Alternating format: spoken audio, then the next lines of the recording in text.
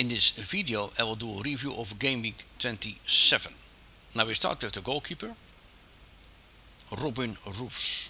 He had 1 point, conceded 3 goals against Fulham. Was a bit disappointing, was a little bit like Sunderland conceding 3 goals, that was a lot, against Fulham. So Roofs only had 1 point, no clean sheet. In defense I had Gabriel as a defender, he conceded 1 goal, 2 points. Chalobah from Chelsea conceded a very late goal against Burnley, only 2 points. But Virgil van Dijk saved me.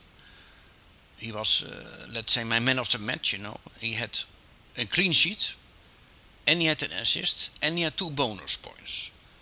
So there was, what more can you want from a defender? A clean sheet and an assist and 2 bonus points. 11 points. And it transferred him in just this week. So the transfer paid off. Van Dijk in and Timber out. Timber had 3 points and Van Dijk had 11 points. So the transfer paid out. And Van Dijk was playing really very well. Liverpool played a very poor match against Nottingham Forest, but only the defense was good. Van Dijk was good and Konate was good. The goalkeeper was good. So they just relied on a very strong defense, and Van Dijk played very well. But in total they had 16 points for 4 players in defense and goalkeepers, which is not very good, but not very bad. I think Van Dijk was my savior. Now we go to the midfield, and that was a build that was absolutely awful. Not one midfielder had a goal or an assist. It was absolutely awful. Semenyo got 4 points for defensive contributions. Reis got 4 points in total for defensive contributions. But that's it.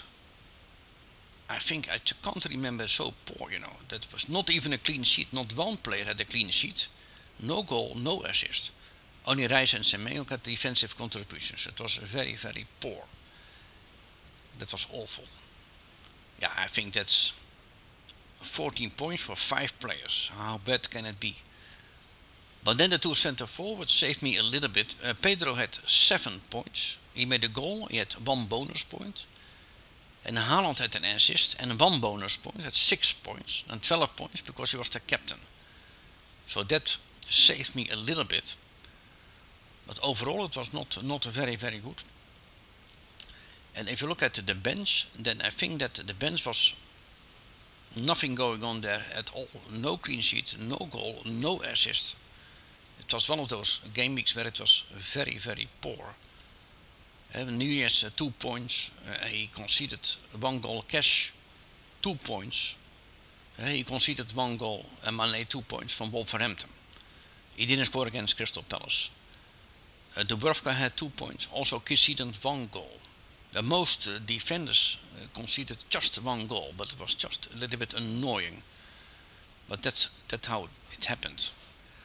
But overall, funnily enough, I had 49 points, but it was 4 points above average. So I still managed to go above average. The problems I had other managers as well.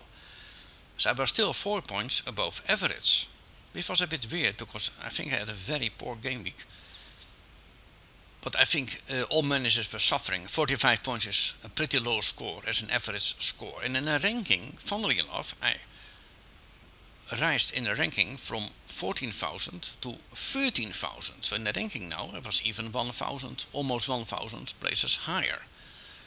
So sometimes you think it's a very bad game week, it is awful, and then it's not that bad, because I think my team looks more like a template team, you know. A lot of players have my players. There's nothing surprising in my team. So I just go with the flow, and for some reason I just stick with my team, and it's a template team. When I do well, everybody does well. When I do bad, everybody does bad. I think I just want to maintain my ranking. I want to keep my ranking 13,000. Hopefully I can get into the top 10,000. So I don't use any differentials. Try to stay as close as possible to the top 10,000. I was never in the top 100,000 before, so for me a top 10,000 would be massive. But also 13,000 is massive. But if you look at the team now, it's like a template team. You know, I think I'm going to something about Chelsea, because Chelsea now has awful fixtures. I think they play against 4 or 5 teams in the top 7 in the next 7 matches, so they have an awful difficult fixtures. So I think I will get the player from Chelsea out. I think Joao Pedro, I will get him out and replace him with Thiago from Brentford. Because Brentford getting easier fixtures now, and Chelsea very difficult. I might get Thiago in and Pedro out, but I have to think about it. The deadline is Friday, so still plenty of time to think about it. So that was the end of the video. I did a review of Game Week 27. In the next video, that will be on Friday, I will talk about my final team for Game Week 28.